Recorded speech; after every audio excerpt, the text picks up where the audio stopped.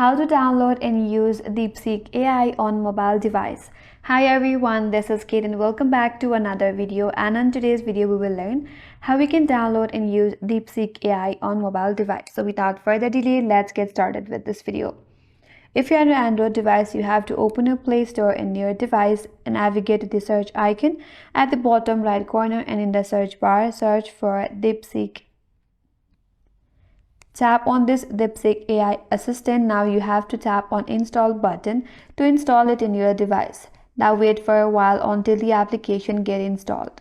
Once the installation is complete, open up the application.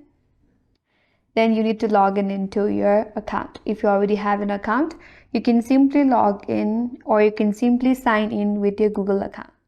So tap on sign in with Google, tap on agree, and then you have to select your Google account that you would like to use. Tap on agree. Once you're logged in successfully, now tap on start chat to start using the DeepSeek. Now you can type in your questions or ask anything to DeepSeek and it will respond you back depending upon your questions. DeepSeek is free to use. That means you don't need any subscription fees in order to use DeepSeek. Also, you can access your chat history across multiple devices too in the DeepSeek.